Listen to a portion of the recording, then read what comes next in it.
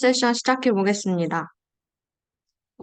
저번 주에 회장님께서 그 개념 세션을 기초 개념부터 복잡한 수식까지 완벽하게 설명해 주셔서 오늘 제 실습 세션은 내용은 길어 보이지만 비교적 짧고 굵게 끝나지 않을까 싶습니다. 그래도 개념이 비교적 어려운 파트이기도 하고 일주일 전이어서 조금 까먹으셨을 수도 있겠다 싶어서 어질어질한 수식적인 건 다 빼고 중요하다 싶은 개념 설명 몇 개만 넣어 보았습니다. 쉬는 시간을 기준으로 앞에는 오토인코더 복습과 실습, 이후에는 베리에이셔널 오토인코더에 대해 진행할 예정이고, 마지막으로 이 두 모델을 어떻게 활용할 수 있는지 몇 가지 적용 예시를 살펴보며 마무리하도록 하겠습니다. 네, 그러면 오토인코더부터 시작해 보겠습니다. 오토인코더란 여기 써 있는 것처럼 입력된 데이터를 압축시킨 후에 다시 원본과 유사하게 복구시키는 모델을 말합니다. 이 오른쪽 그림에서 보실 수 있듯이 우리가 일반적으로 생각하는 모델처럼 여기 인풋 X가 들어가서 Y가 나오는 게 아니라 이상적으로 인풋과 유사한 이 X 프라임 데이터가 나오는 구조를 말합니다. 여기 아래에 보시는 것처럼 엠리스트 데이터에 4가 들어가서 아웃풋으로 4가 나오는 것처럼요. 구조는 잘 아시다시피 데이터를 압축하는 부분인 여기 초록색 인코더랑 그리고 다시 복원하는 부분인 여기 파란색 디코더로 이루어져 있고 이 중간에 빨간색 부분인 압축 과정에서 추출한 의미 있는 데이터인 레이텐트 벡터 Z가 있습니다. 이런 오토 인코더의 특징을 몇 가지 빠르게 정리해 보고 싶은데요. 여기 왼쪽 그림에서 확인하실 수 있듯이 두 개의 뉴럴 네트워크가 뒤집어 붙여놓은 대칭 구조이죠. 그래서 입력과 출력 역시 같은 구조여야 합니다. 그리고 입력 데이터에 대한 레이블, 즉 명시적인 정답이 주어지지 않은 상태에서 학습하는 비지도 학습의 딥러닝 버전이라고 할 수도 있습니다. 그리고 마지막으로 오토 인코더라는 이름이 어떻게 왔냐 궁금해서 찾아보니까 인코더 모델이 학습을 통해서 자동적으로 레이텐트 벡터를 찾아준다 해서 오토 인코더라고 합니다. 네, 그러면 여기서 생기는 의문이 같은 값을 출력하는 모델인데 x에서 x 프라임이 나오는데 그냥 원래 값 x를 쓰면 되지 굳이 왜 오토 인코더를 사용하는 의미가 무엇일까라는 질문일 것입니다. 그것은 바로 이 오토 인코더의 궁극적인 목적인 차원 축소 때문입니다.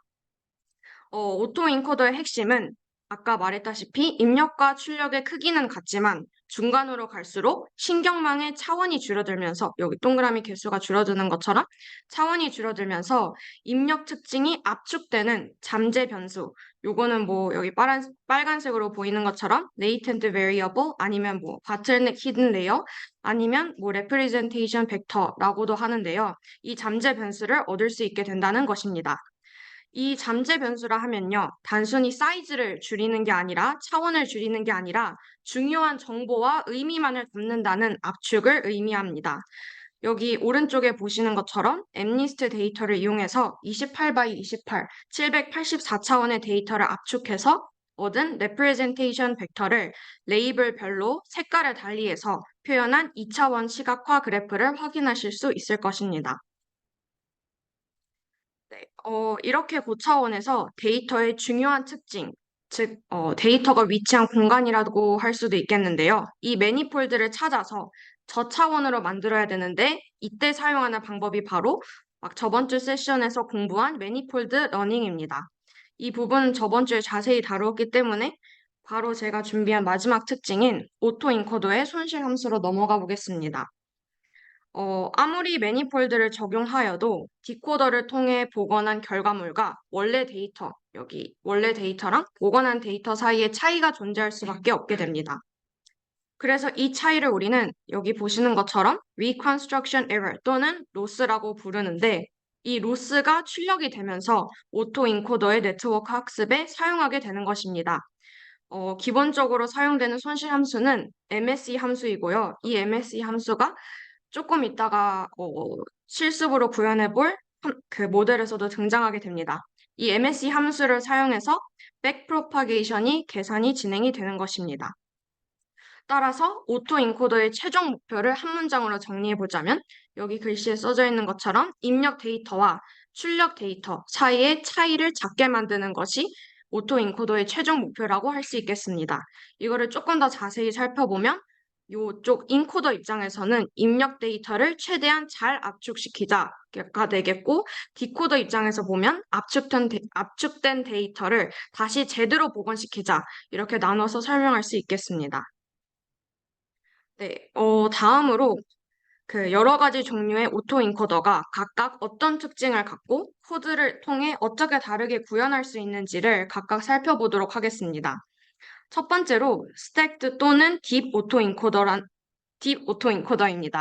이 이름에서 추측할 수도 있듯이 오토 인코더의 가장 기본적인 구조, 즉 인풋 레이어, 히든 레이어, 아웃풋 레이어에서 이 히든 레이어, 여러 개의 은닉층을 더한 구조라고 할 수 있겠습니다. 각각의 오토 인코더마다 제가 코드가 어떻게 차이가 나는지 비교해보고 싶어서 너무 기니까 전체를 가져올 수는 없고 가장 특징적이라고 생각하는 부분만 따와봤는데요. 이 오른쪽에 보시는 사진은 바로 이 스택드 오토 인코더 모델을 정의하는 부분입니다. 여기 빨간색 박스에서 보실 수 있는 것처럼 인코더 파트 요 두 줄인데 이 파트에서는 여기 인코더 1, 인코더 2 그리고 디코더 파트에서도 마찬가지로 두 줄 디코더 1, 디코더 2처럼 각각 두 개의 히든 레이어를 더한 구조를 확인하실 수 있을 것입니다. 이렇게 여기 아래로 인코더 3, 4를 더하면 둘이 대칭이니까 똑같이 디코더 3, 4를 더해야 되겠죠? 이처럼 레이어를 추가할수록 모델이 더 복잡한 코딩을 학습할 수 있다고 합니다. 다음으로는 Sparse Auto Encoder입니다. 우리가 알고 있는 일반적인 구조와는 다르게 여기 동그라미가 줄어드는 게 아니라 더 많아진 거를 보실 수 있는데요. 이처럼 은닉층 내에 노드의 수가 많아진 구조를 말합니다. 왜 이러한 구조를 했냐 하면 이러한 구조는 바로 오버피팅 문제를 줄이는 효과가 있다고 합니다. 어떻게 오버피팅을 줄이냐 해서 찾아봤는데 이러한 오버피팅을 줄이는데 도움을 줄 수 있는 이 스파스 오토 인코더의 대표 메커니즘이 바로 희소성 제약, sparsity constraint라는 친구가 있다고 합니다. 이게 뭐냐면 각 누련이 입력 데이터의 특정 부분에만 반응하도록 유도해서 네트워크가 불필요한 정보를 학습하는 것을 방지해가지고 데이터에 과도하게 적합하지 않도록 제한하는 원리라고 합니다. 제가 우측 하단에 여기 보시면 이 스파르스 오토 인코더 모델을 정의할 때 가장 중요하다고 생각하는 부분인 스파르시티 파라미터를 정의하는 부분을 코드로 가져와 봤습니다. 깊게 들어가면 복잡해서 일단 간단히만 설명해 보자면 이 히든 유닛의 개수가 이처럼 많은 경우에 여기에 이렇게 이 히든 유닛에 스파르시티 희박 제한을 걸어준다고 합니다. 이게 뭐냐면 아까 말했다시피 만약 누련의 결과가 1에 가까우면 액티브한 상태로 보고 0에 가까우면 인액티브한 상태로 정의해서 과적합을 방지하는 것입니다. 이때 sparsity parameter라는 친구를 정의하게 되는데 여기는 크게 두 가지가 있습니다. 첫 번째 row라는 애는 우리가 원하는 정도의 희박성, 우리가 목표하는 희박성은 이 정도다라고 하는 게 이 row라는 파라미터고 row hat이라는 친구는 트레이닝 할때 그 결과로 나온 실제 희박성의 정도를 말하게 됩니다. 보통 우리가 트레이닝을 시킬 때 이 row라는 애는 0에 가까운 값을 부여하게 됩니다. 그래서 이 두 파라미터의 차이가 나지 않게 하기 위해서 최적화를 위해 제약 조건을 거는데 이때 등장하는 게 여기 코드 아랫줄에서 확인하실 수 있는 것처럼 KL 다이버전스가 됩니다. 다음으로는 컨볼루셔널 오토인코더입니다. 기본적인 구조는 앞에 설명한 오토인코더와 다 동일하지만 CNN처럼 여기 그림에서도 확인하실 수 있는 것처럼 합성곡 필터를 이용해서 인코딩과 디코딩을 진행하게 되는 구조이며 잘 아시다시피 이미지 처리를 다룰 때 주로 사용하는 모델입니다. 여기 레이텐트 벡터 H로 표시된 친구는 컨볼루셔널 형태나 리니어 형태로도 다 설정할 수 있다고 합니다. 그래서 코드를 가지고 와봤는데요. 이거 역시 이 컨보루셔널 오토인코더 모듈을 정의하는 부분인데 여기 코드에서도 알 수 있듯이 여기 인코더 부분이랑 디코더 부분이 다 컨보루셔널 레이어 형태로 사용했음을 확인할 수 있습니다. 마지막은 이제 디노이징 오토인코더입니다. 입력층에서 히든 레이어로 갈 때 노이즈를 추가한 구조입니다. 여기 보시는 것처럼 인풋이 있고 여기에 노이즈를 추가해줬죠. 그래서 이 이 추가된 노이즈를 이 추가 노이즈를 제거해서 원래의 데이터로 이 X 프라임 아웃풋이 X랑 닮은 인풋으로 출력이 될 수 있게 익스트랙션하는 모델이 바로 이 디노이징 오토인코더입니다. 실제로 그 object detection을 연구하는 분야에서 고의적으로 모델을 만든 다음에 이제 그 모델에다가 인풋 데이터의 노이즈를 일부러 추가하고 그 추가된 노이즈를 토대로 트레이닝을 시킨 다음에 그 학습된 결과에서 데이터에서 나온 결과가 내가 노이즈를 집어넣기 전에 인풋이랑 퓨어 인풋이랑 값이 같은지 확인하는 과정을 통해서 내가 만든 모델이 괜찮은 모델인지 검증을 자주 진행한다고 합니다. 네, 그래서 오토 인코더 파트를 마무리하기 전에 코드 파일로 옮겨가서 패션 엠니스트 데이터셋을 활용하여 두 가지 오토 인코더 모델을 확인해 보겠습니다.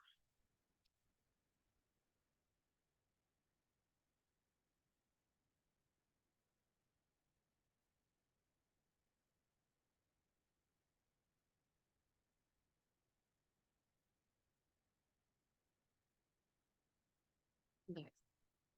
그럼 생각보다 시간이 많이 안 지나네. 처음에 우선 오토 인코더 모델부터 구현해 보겠습니다. 구현하기에 앞서서 일단 다시 중요 개념 먼저 복습하는 시간을 가져보겠습니다. 오토 인코더란 주어진 입력 데이터를 여기 귀여운 버섯이 입력 데이터인데 이 데이터를 잠재 변수, compressed 데이터로 표현한 다음에 해당 잠재 변수를 사용해서 입력 데이터를 재구성하는 다시 learned representation 모양의 버섯으로 재구성하는 인공신경망 아키텍처를 오토 인코더라고 합니다. 다시 반복해보자면 오토 인코더 구조는 크게 세 개, 인코더, 잠재 변수, 디코더로 나눌 수 있는데 인코더 같은 경우는 이 입력 데이터를 이 저차원의 잠재 변수로 변환하는 부분이 되겠고요. 잠재 변수 같은 경우는 입력된 데이터의 중요한 특성을 포함한 표현을 말하고 디코더 같은 경우에는 이 인코더에서 얻은 잠재 변수를 인풋으로 사용해서 입력 데이터를 재구성하는 부분을 말합니다. 제가 코드 파일을 올릴 때 모든 그 코드를 다 실행시켜서 결과까지 다 같이 슬랙에 올려놨는데, 같이 돌리면서 따라오셔도 괜찮고, 그냥 결과 보면서 따라오셔도 괜찮을 것 같습니다. 돌리셔도 그 모델이 1분 안쪽으로 다 마무리가 돼서 시간은 크게 안 걸릴 거라 생각됩니다. 네, 그래서 제가 이 첫 번째 바닐라 오토 인코더를 구현할 건데요. 패션 엠니스트 데이터셋을 갖고 진행할 예정입니다. 바닐라 오토 인코더는 아시다시피 가장 기본적인 형태의 오토 인코더입니다. 제가 이거 구현할 때 크게 제목을 5가지로 나눠서 달아봤는데 우선 필요한 라이브러리를 임포트할 거고 하이퍼 파라미터를 준비한 다음에 우리가 원하는 데이터셋을 불러오고 가장 중요한 모델을 구현한 다음에 구현한 모델을 바탕으로 트레이닝을 진행할 예정입니다. 먼저 첫 번째 필요한 라이브러리를 임포트하겠습니다. 모두 다 아시는 라이브러리일 거라고 생각되고요. 여기 시각화에서 세 번째랑 네 번째가 조금 생소할 수 있는데 요거는 맨 마지막에 잠재 변수 시각화를 위해 불러온 라이브러리입니다. 조금 부가 설명을 아래에 적어놨는데요. 여기 세 번째 등장하는 이 친구는 데이터를 3차원으로 시각화해서 생성된 이미지를 관찰할 때 사용하고 이 네 번째 CM이라는 툴키트는 시각화해서 데이터 포인트에 색상을 입힐 때 사용하는 툴이라고 합니다. 그럼 필요한 라이브러리 임포트 했으니 하이퍼 파라미터를 준비해 보겠습니다. 이것도 역시 아마 다 아시는 걸 거라고 생각되는데 fhog은 이 모델을 돌릴 때는 fhog은 10, 배치 사이즈는 64로 돌려보도록 하겠습니다. 그래서 저희가 오늘 구현할 데이터는 패션 엠니스트 데이터셋이니까 데이터셋을 불러와 보는데 테스트까지는 진행하지 않을 예정이어서 학습 데이터만 불러와 봤고요. 이때 트레인을 true로 했으니까 학습 데이터만 오겠죠. 만약에 이게 false면 테스트셋이 됩니다. 그래서 학습 데이터를 불러와서 미니 배치로 나누어주는 데이터 로더를 생성했습니다. 근데 여기에 보이는 num-workers라는 친구가 궁금해서 찾아보니까 데이터를 로드하는 동안 사용할 CPU 코어스라고 합니다. 우리는 여기서 2로 설정했는데 이게 병렬이라는 의미인데요. 더 빠른 데이터 로딩을 위해 병렬 처리를 활성화하기 위해 num-workers라는 거를 2로 설정을 하였습니다. 그 다음으로 가장 중요한 모델을 구현을 해보겠습니다. 먼저 모듈 정의 부분을 보겠습니다. 앞서 PPT에서도 조금 보셔서 아마 친숙하실 것 같은데 일단 먼저 전체적으로 크게 보면 이 시퀀셜 함수를 통해서 인코더와 디코더 두 모듈을 묶어서 정의해 주었습니다. 제가 여기 코드 옆에 설명을 막 주절주절 달면 모든 코드를 한눈에 보기 힘들 것 같아서 그 설명은 다 아래쪽에서 달아놓았습니다. 네, 그럼 쪽에서 먼저 살펴보도록 하겠습니다. 먼저 이 인코더 부분부터 살펴보도록 하겠습니다. 이 부분은 인코더 뉴럴넷 부분인데요. 여기 코드에서도 아시다시피 아까 정의 보면 개념 보면서 아신 것처럼 그 28 by 28, 784차원에서 3차원까지로 데이터를 축소하게 됩니다. 그래서 최종적으로는 입력의 특징을 3차원으로 압축돼서 출력이 되는 레이턴트 벡터의 디멘전도 3차원이 되겠죠. 그리고 중간중간에 렐로 활성화 함수를 적용하였습니다. 그 다음은 바로 밑에 시퀀셜 함수로 묶여있는 이 셀프 디코더 파트입니다. 이 셀프 디코더 뉴럴넷 같은 경우는 인코더의 반대죠. 그 23차원 그 데이터를 28 by 28 차원으로 점차 높여서 복원을 하게 됩니다. 여기서 특징적인 거는 마지막에 시그모이드 활성화 함수를 사용했다고 했는데 이 시그모이드 활성화 함수를 통해서 픽셀 값을 함수의 특성상 0과 1 사이로 제한하여 출력하게 됩니다. 이 시그모이드 함수를 사용한 이유는 가장 안정적인 학습을 도와줄 수 있는 함수라고 해서 사용하였고 여기에 뭐 하이퍼볼릭 탄젠트 아니면 렐로 함수를 사용하셔도 괜찮습니다. 그 다음에 이 마지막 함수 선언 부분을 보시면 이 인코더라는 함수에 x를 넣어서 인코디드란 잠재 변수 레이턴트 벡터 z를 만들었고요. 그리고 디코더에다가는 이 인코더를 다시 넣어서 잠재 변수 z를 넣어서 디코디드라는 복원 이미지를 만들었습니다. 여기까지가 모듈을 정의하는 부분이었고 그 다음으로 손실 함수 옵티마이저에 대해서 보겠습니다. 먼저 GPU에 모델을 업로드한 다음에 로스 펑션이랑 옵티마이저가 등장하는데 아까 그 PPT에서도 마지막 성질로 잠깐 봤다시피 그 오토 인코더의 로스 펑션 같은 경우는 보통 평균 제곱 오차 MSE를 손실 함수로 설정하게 됩니다. 이때 이 MSE 같은 경우는 모델의 아웃풋이랑 실제 인풋 사이의 제곱 오차를 계산해서 이 오차를 최소화하는 게 이 모델의 목표라고 하겠습니다. 그 다음으로 아담 옵티마이저를 최적화 함수로 설정하는 코드인데요. 이때 러닝 레이트 0.1로 아마 오타가 나 있을 건데 0.05입니다. 이 러닝 레이트 0.05를 학습률로 정해서 가중치 업데이트의 쿠기를 조절하는 코드가 되겠습니다. 이렇게 해서 모델을 모두 구현하였고 구현한 모델을 바탕으로 트레이닝을 진행해 보겠습니다. 트레이닝을 진행하기 앞서 트레이닝 펑션을 먼저 정의하고 가도록 하겠습니다. 마찬가지로 똑같은 코드를 두 개 붙여놨는데요. 첫 번째 보이시는 거는 그냥 나중에 코드 검색하시거나 사용하실 때 그 옆에 설명이 없도록 깨끗한 버전이고 그 밑에 이제 한 줄 한 줄 설명을 포함하는 코드를 같이 넣어두었습니다. 요거를 보면서 설명을 드리면 오토인커더 학습하기 위해 트레인 함수를 정의하는 부분인데요. 우선 이 처음에 보이는 요거 같은 경우는 그 맨 마지막에 각 에폭에서의 평균 손실값 저장을 위해서 로시스 리스트를 불러온 거고 그 다음에 뭐 학습 중 전체 손실을 저장할 변수 토탈 로스 그리고 학습 데이터 로더의 배치수 토탈 배치수를 설정했습니다. 그 다음에 여기 보이시는 포문이 학습 데이터 로더를 통해 배치 단위로 데이터를 로드하는 루프를 말합니다. 이거를 한 줄 한 줄 보고 넘어가면 우선 여기 X 요 줄을 보시면 입력 데이터 X를 28 by 28 크기의 2D 텐서로 변환하는 함수를 말합니다. 근데 Y도 위에 X랑 똑같이 생겼는데 이거는 오토 인코드의 정의에서도 알 수 있다시피 우리가 목표하는 데이터 Y 같은 경우는 입력 데이터와 동일한 친구죠. 그래서 X랑 정확히 형태도 똑같고 코드도 똑같은 것입니다.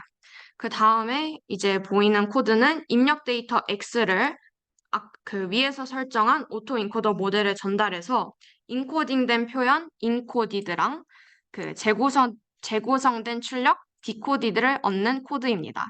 그 다음 마지막 보면 그, 이제 로스 펑션을 계산할 건데 디코디드랑 앞에서 설정한 이 목표 데이터 y 사이에 아까 손실 함수가 MSE로 설정했으니까 MSE를 계산해서 손실을 얻게 됩니다.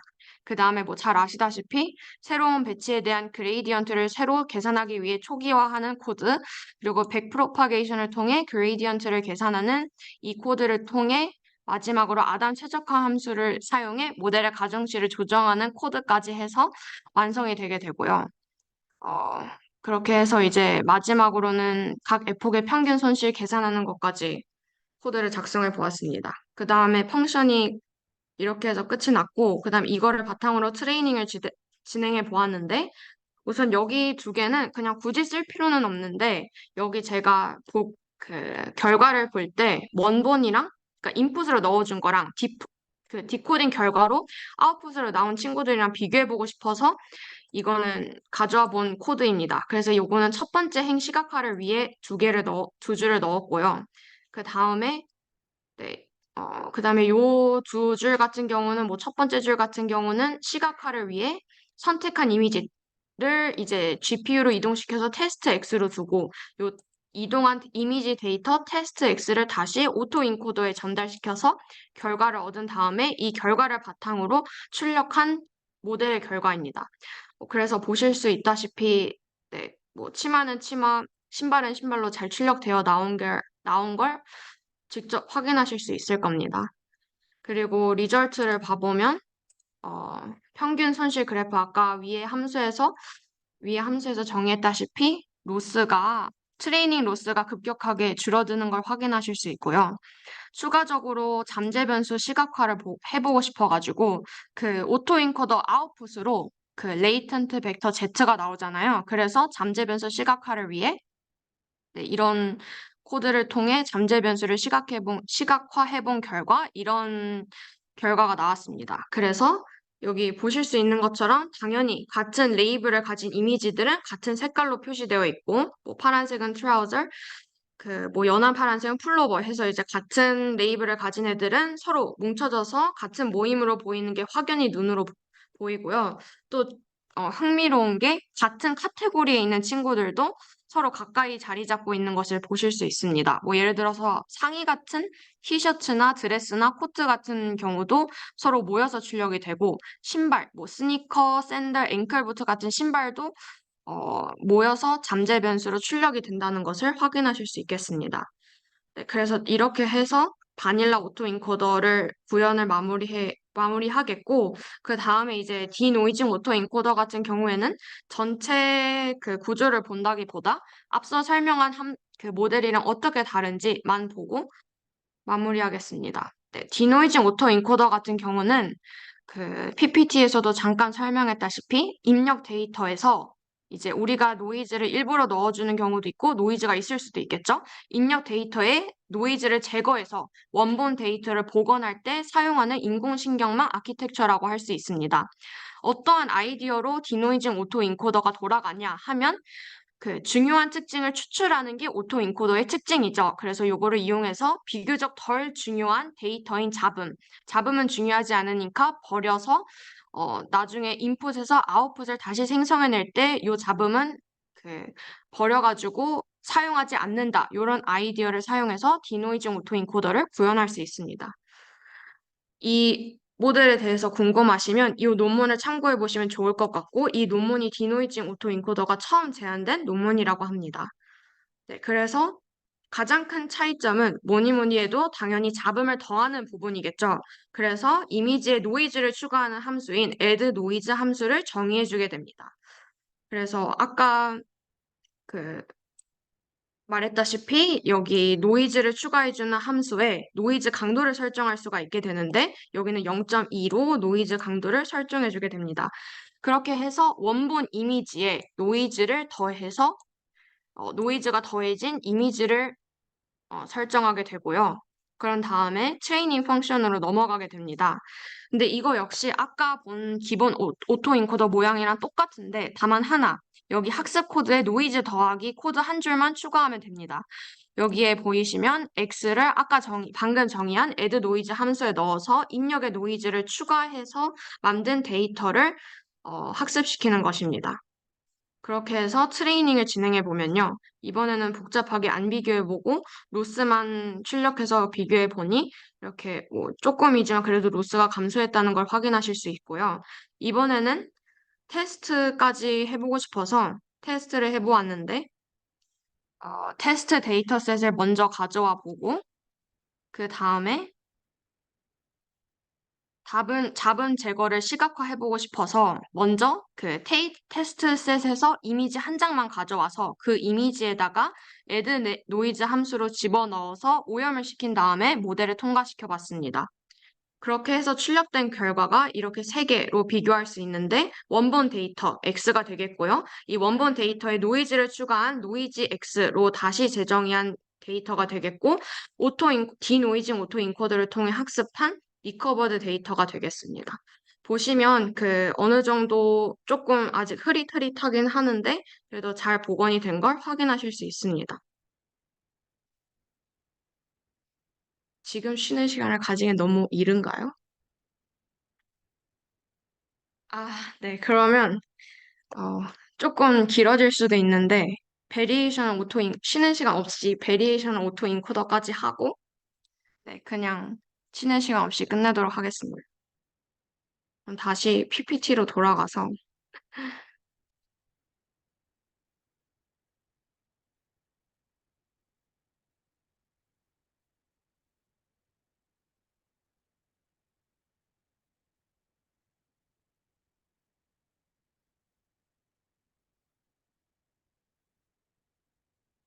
네.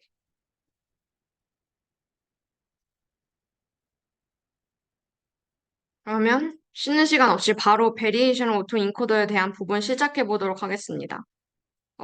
VA 개념 복습을 하기에 앞서 오토 인코더와 어떤 점이 차이가 나는지 정리해 보고 싶어서 비교해보는 PPT를 두 장 넣어 보았는데요.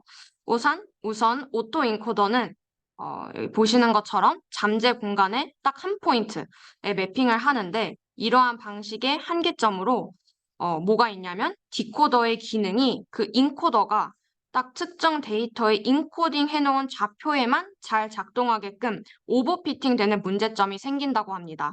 그래서 이번에는 VA 같은 경우는 이 이미지가 레이턴트 스페이스에 있는 한 포인트가 아니라 그 포인트 주변의 정규 분포로 매핑이 되게 됩니다.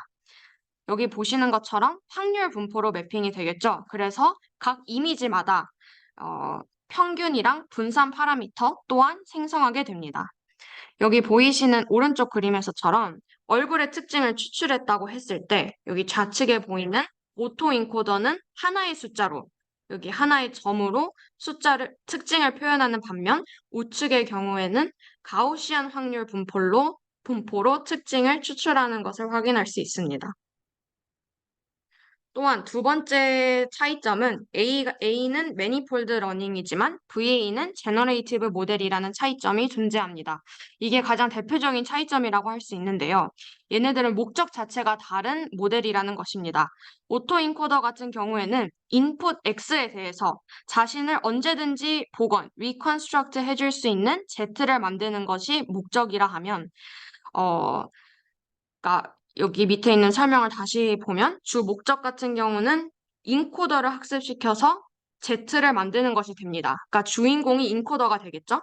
그리고 학습을 위해 디코더는 뒷단에 붙여놓은 것 뿐입니다. 그래서 인코더가 메인인 오토 인코더라고 생각하시면 되겠고 이에 반면에 베리에이션 오토 인코더 같은 경우는 목적이 인풋 X가 만들어지는 확률 분포를 찾자가 목적이 됩니다. 그래서 이 찾은 분포를 활용해서 새로운 유사 데이터를 재생성하자 해서 제너레이티브 모델인 것입니다. 즉, 이 VA 같은 경우는 그 뒤에 디코더가 주인공인 거고, 그래서 디코더를 학습시키는 게 목표가 되고, 디코더를 학습시키기 위해 그 앞에 인코더는 그냥 앞에 붙여서 특징을 뽑기 위해 추가한 것 뿐이다 라고 생각해 주시면 될 것 같습니다. 그래서 이렇게 오토 인코더랑 베리에이셔널 오토 인코더는 전혀 다른 목적을 위해 만들어졌지만 어쩌다 보니 형태가 비슷해서 비슷한 이름을 가지게 된 것이다 라고 생각하시면 되겠습니다. 다음으로 VA 구조에 대해 살펴보겠습니다. VA 역시 오토 인코더처럼 그 초록색 인코더랑 파란색 디코더로 이루어져 있습니다. 먼저 인코더부터 살펴보시면 인풋으로 X가 들어가겠죠? 그런 다음에 아웃풋으로는 기존의 오토 인코더 모델 같은 경우는 N차원의 벡터로 반환했다면 VA 같은 경우는 두 개의 벡터로 아웃풋이 출력이 되게 됩니다. 이 두 개의 벡터가 뭐냐면 N차원의 평균, N차원의 평균이랑 N차원의 표준 분차 시그마를 반환하게 됩니다. 그래서 이 과정을 통해서 이런 친구들이 뽑혀져 나왔으니까 당연히 N개의 분포가 생길 것이고 N개의 정규 분포에서 Z를 샘플링하게 되는 것입니다. 이때 여기에 가로치고 가우시안이라고 써놨는데 인코더는 보통 우리가 가우시안 분포로 가정하게 됩니다.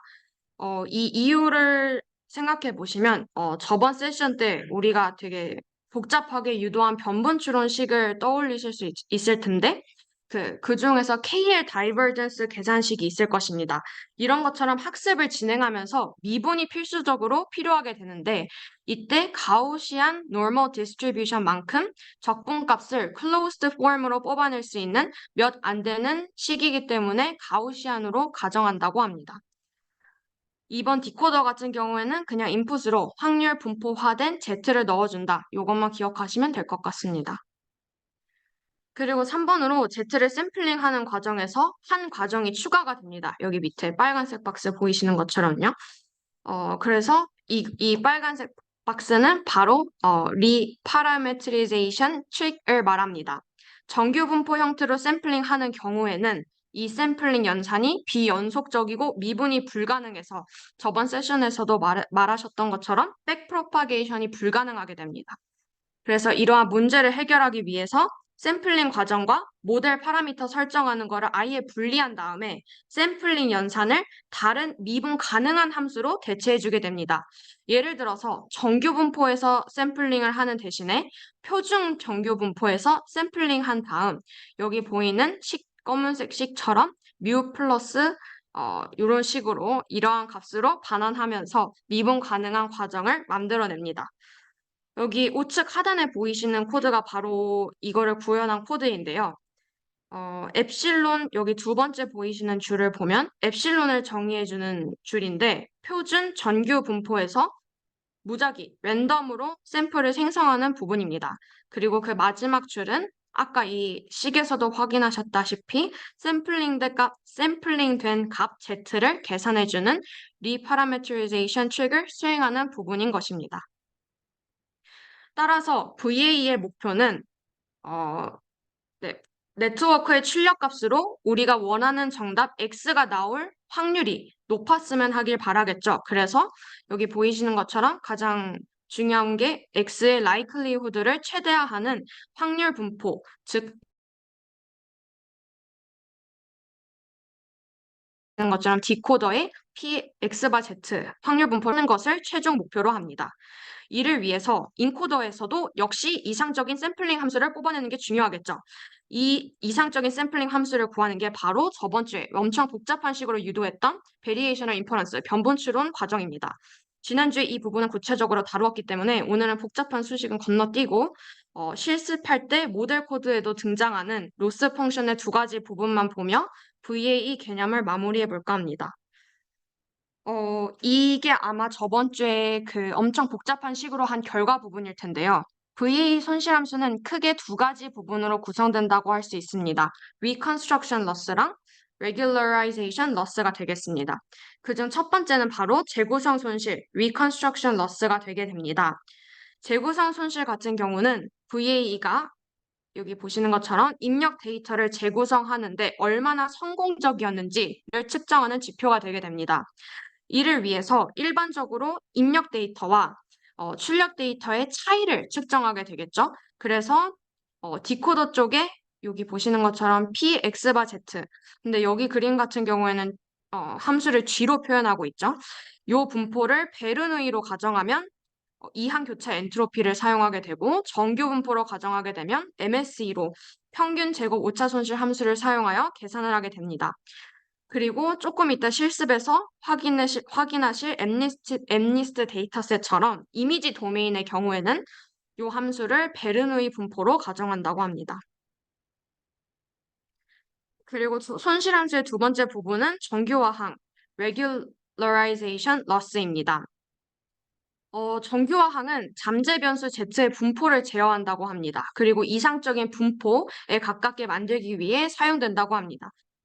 그렇게 해서 우리가 저번 주에 막 복잡하게 유도했던 그 주로 KL 다이버전스 계산을 하게 되면 여기 식에서 보실 수 있는 것처럼 잠재 변수 Z의 사후 분포, 이 Q, Z 바 X와 샘플링된 값인 사전 분포, PZ 사이의 차이를 측정하게 됩니다. 이때 여기 PZ가 새로 등장했는데 이건 뭐냐 하면 사전 분포 PZ랑 모델 학습 전에 설정되는 잠재 변수 Z의 가능한 값에 대한 일반적으로는 고정된 확률 분포를 얘기하게 됩니다. 따라서 이 정규화항이라는 친구는 모델의 복잡성을 제어해주고 잠재 변수 공간을 스무스하게 연속적으로 만들어서 이상치나 과적합을 방지하고 모델이 안정적으로 학습이 진행될 수 있도록 도와주는 중요한 부분이라고 할 수 있겠습니다. AE랑 VA 응용 예시를 보기 전에 또 다시 코드 파일로 돌아가서 VA 실습을 해보겠습니다.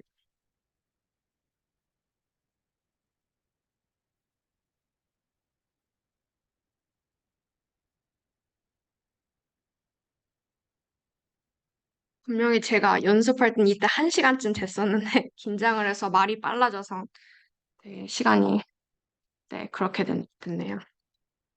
그럼 바로 VA 실습을 진행해 보도록 하겠습니다. 또 진행하기 앞서 그 개념을 잠깐 살펴보고 가자면 VA란 데이터를 효과적으로 인코딩하고 잠재 공간에서 확률적으로 샘플링한다. 그래서 데이터를 생성하는데 사용되는 신경망 아키텍처다라고 생각하시면 되겠고 VA 구조 역시 세 가지로 나눌 수 있겠습니다. 인코더, 샘플링, 그리고 디코더라고 보실 수 있는데요. 인코더는 그 오토 인코더의 인코더처럼 입력 데이터를 저차원의 잠재 공간으로 인코딩하는데 VA의 특징상 이 과정에서 입력 데이터를 평균 뮤랑 분산 시그마의 확률 분포로 매핑을 하게 됩니다. 이 확률 분포라 하면 입력 데이터가 잠재 공간에서 어떤 위치에 있을지, 그러니까 이 입력 데이터가 이 잠재 공간에 어떤 위치에 있을지 나타내게 되고 이러한 확률 분포를 보통 정규 분포로 가정하는 경우가 많습니다. 샘플링을 보기 전에 디코더 먼저 보면 그 잠재 변수 Z를 입력으로 받아서 원래 입력 데이터의 확률 분포로 모델링하고 이를 기반으로 입력 데이터를 재구성한다. 요거는 뭐 A랑 똑같다고 할 수 있고요. 샘플링 같은 경우는 인코더에서 얻은 확률 분포를 기반으로 잠재 공간에서 데이터를 확률적으로 샘플링하게 됩니다. 네, 그래서 이 잠재 변수가 디코더의 인풋으로 들어가게 되는 거죠. 그래서 역시 이번에도 패션 엠니스트가 아니라 엠니스 데이터셋을 활용해 볼 거고요. 이 논문을 참고해서 구현을 해보았습니다. 이거 역시 5개의 그 오토 인코더랑 똑같은 5개의 스텝으로 구상해 보았고 맨 마지막에 모델 인퍼런스까지 추가해서 6개 스텝으로 설명을 해보겠습니다. 네, 첫 번째는 아까 했다시피 라이브러리를 임포트하는 부분인데 똑같고 여기 밑에 그냥 진행도를 확인해 보고 싶어서 이 함수를 불러와 줬고요. 그 다음으로는 하이퍼 파라미터를 준비하는 부분입니다. 이번에는 나열하는 게 아니라 딕셔너리로 불러와 줬고 배치 사이즈는 16, F곡은 30으로 돌려봤고요. 여기 중간에 이 레이턴트 딤이라는 친구는 뭐냐면 VA 모델에서 사용되는 잠재 변수, 레이턴트 베리어블의 차원이 된다고 합니다. 그래서 우리가 그 잠재 변수를 10차원으로 만들 것이다 라고 생각하면 되고요. 그 다음에 엠니스트 데이터셋을 불러오겠습니다. 역시 트레이닝만 해볼 거기 때문에 여기 트레인은 true에서 트레인셋만 불러왔고 데이터 로드에 데이터셋을 탑재한 다음에 모델을 설계해 보도록 하겠습니다. 아까 오토인코더 같은 경우는 그 인코더랑 디코더를 시퀀셜 함수로 묶어가지고 두 모듈을 한꺼번에 한 함수로 묶어서 설계했었는데 VA 같은 경우는 보통 인코더랑 디코더를 분리해서 설계해 준다고 합니다. 여기 보이시는 것처럼요. 왜 그러냐 하면 인코더가 입력 데이터를 잠재 공간의 확률 분포로 매핑해서 확률적 샘플링을 가능하게 하기 위해서 가 첫 번째 이유고, 두 번째 이유는 잠재 공간 자체도 일반적으로 연속적인 구조를 가지고 있으며, 따로 설계함으로써 그 잠재 공간에서 데이터를 생성하고 보관하는 게 가능해지기 때문에 인코더랑 디코더를 나누어서 설계해 준다고 합니다. 그럼 첫 번째 인코더 설계한 부분부터 보도록 하겠습니다. 네. 여기 맨 위에 색칠한 부분을 먼저 보시면요. 인코더는 크게 세 리니어 레이어로 구성되어 있다고 할 수 있습니다. 요거 먼저 보면 그 첫 번째 여기 불러온 매개 변수 있죠. 순서대로 입력 차원, 첫 번째 응립층, 두 번째 응립층, 그리고 마지막에 잠재 변수의 차원을 나타내는 매개 변수를 먼저 불러왔고, 똑같이 첫 번째 은닉층, 두 번째 은닉층, 뭐 요거는 잘 아실 것 같고, 마지막에 아웃풋 레이어 같은 경우는 다르게 이 뮤랑 시그마, 로그 베리언스이니까 시그마의 네트워크를 따로 만들어주고, 그 다음에 여기 밑에 아까 PPT에서도 잠깐 언급했던 reparameterization trick을 위한 함수를 정의해주게 됩니다. 아까 PPT에서도 잠깐 코드를 언급했었는데, 다시 한번 말해보자면, 여기 로그 분산의 절반을 지수함수로 변환하여 표준 편차를 먼저 계산해주고, 그 다음에 엡실론, 평균이 0이고 표준 편차가 1인 표준 정규 분포에서 샘플링한 노이즈를 추가해주고요. 그 다음에 reparameterization trick에서도 설명드렸던 그 식으로 계산해주게 됩니다. 이것으로 인코더 설계가 끝이 났고, 그 다음으로 디코더로 넘어가 보도록 하겠습니다. 디코더 같은 경우도 사실 특별히 다른 건 없습니다. 오토 인코더랑 똑같이 대칭 구조이기 때문에 마찬가지로 인코더도 세 단계로 구성해줬으니까 디코더도 세 단계의 리니어 레이어로 설계해줘야 됩니다.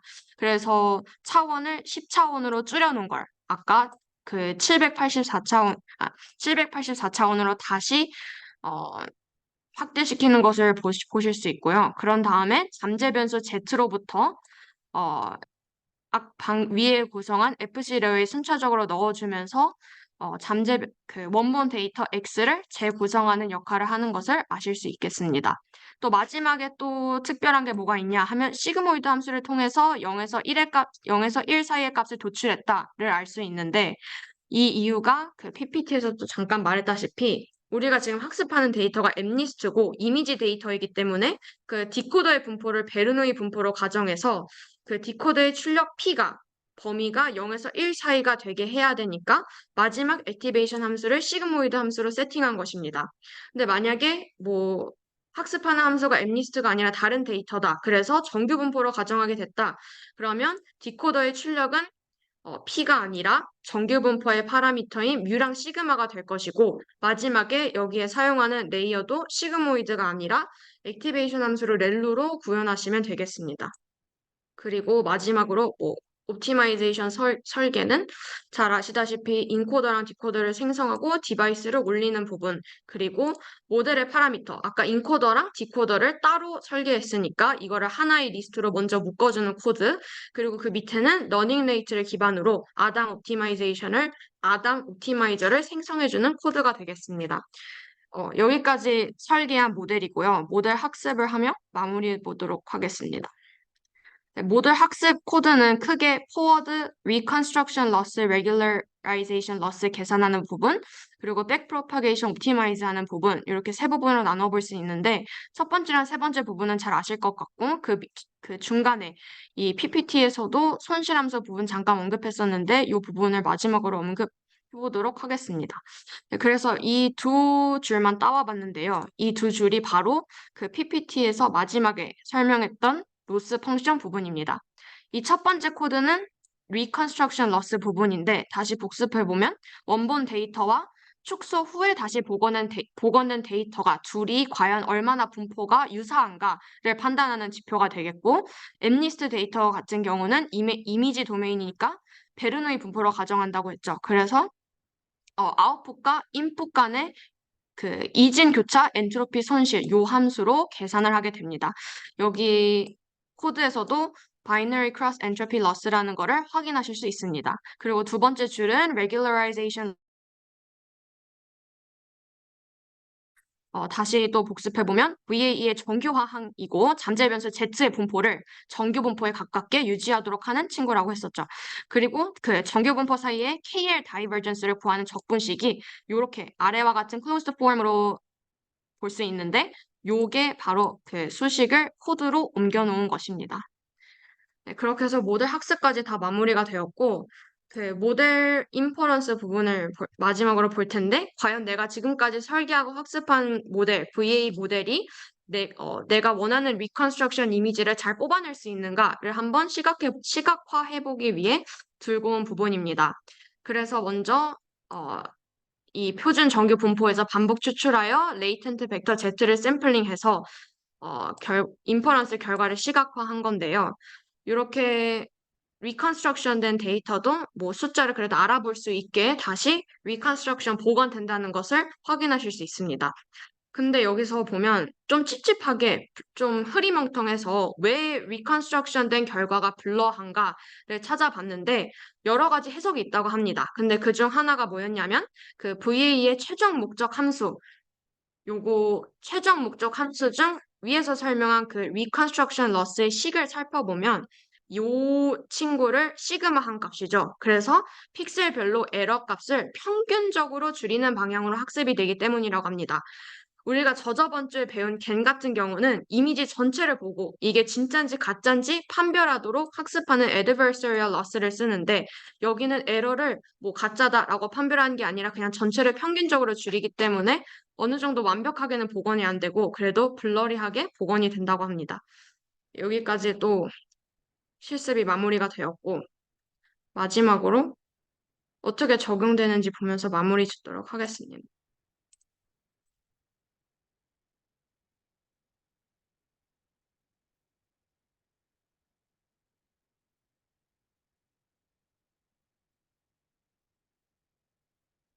네, 그럼 어, A와 VA가 각각 어떤 분야에서, 딥러닝 분야에서 어떻게 활용될 수 있는지 살펴보면서 세션을 마무리하도록 하겠습니다. 이 두 종류의 모델 모두 차원 축소 기법이 사용되다 보니까 압축된 저차원 잠재 표현을 다시 복원하는 과정에서 새로운 이미지로 재구성해서 생성, 합성, 편집, 스타일 변환 등 다양한 창작적 작업에 활용이 가능하다고 합니다. 특히 여기 보이시는 VQVAE처럼 고품질 이미지 및 음성 생성에 주로 사용되며 음악을 생성하거나 게임을 개발하거나 미디어 예술을 창작하거나 등 다양한 분야에 적용되고 있다고 합니다. 이번에 CV로 모델링 프로젝트를 하시는 분들은 아마 모델을 찾아보는 과정에서 AE랑 VA도 자주 만나실 수 있을 것이라 생각됩니다. 다음으로는 A와 VA는 RNN 분야의 시퀀스 투 시퀀스 프리딕션 작업에도 활용이 됩니다. 특히 이 LSTM을 사용한 인코더, 디코더 아키텍처, LSTM 오토 인코더 같은 경우는 시퀀스 데이터를 다루는데 강력한 도구라고 합니다.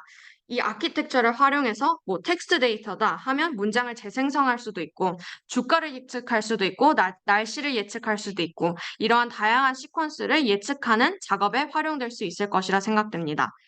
또 데이터의 뭐 확률적 모델링을 통해서 VA 같은 경우는 확률적 모델링이니까 확률적 모델링을 통해서 이상 탐지, 데이터 복원 등 다양한 작업에 적용될 수 있을 것입니다. 마지막으로 오토인코더를 협업 필터링에 적용한 오토렉 추천 시스템 모델이 있습니다. 이 레코멘데이션 시스템 추천 시스템에도 활용이 가능한데 사용자 및 상품 간의 상호작용 정보를 바탕으로 사용자에게 상품을 추천하기 위해 주로 사용되는 모델입니다. 주로 사용되는 그 콜래보레이티브 필터링이라는 그 추천 시스템은 선형적인 잠재 변수만 사용한다라는 한계점이 있는데요. 이거를 극복해서 비선형적인 잠재 변수 또한 표현이 가능하다. 요 비선형적인 잠재 변수도 완벽하게 모델링할 수 있다라는 오토렉의 장점이 있겠습니다. 마지막으로 그 저번 학기에 저희 조가 무니스와 함께 기업연계 프로젝트에서 추천 시스템을 개발했을 때 실제로 오토렉 모델을 사용했었습니다. 이 프로젝트가 뭐였는지 간단하게 말씀드리면 갓생러를 위한 개인 맞춤형 디지털 수면 솔루션의 미라클 나잇과 관련된 프로젝트였는데 태스크가 뭐냐 하면 지금까지 유저들이 어떤 수면 음악에 어떠한 선호도를 보였냐? 1점부터 5점까지 레이팅을 해가지고 지금까지 콜렉트된 유저들의 수면 음악 선호도 데이터를 주시고 이 데이터를 바탕으로 다른 유저들에게도 적합한 수면 음악을 추천해주는 알고리즘을 만드는 게 목표였습니다. 그렇게 해서 이 오토렉 아키텍처를 활용해서 유사한 이전에 지금 데이터가 다 채워져 있는 유사한 유저의 이전 데이터들을 활용해서 여기 지금 보이는 물음표처럼 평가한 적 없는 음악에 대한 유저들이 어떠한 선호도를 보였을까를 예측해보는 알고리즘을 만들었었습니다. 네, 이번 학기 모델링 프로젝트 발표까지 2주가 남은 시점이 다가오고 있는데 제 세션이 조금이나마 도움이 되셨으면 하고 마무리 짓도록 하겠습니다. 감사합니다.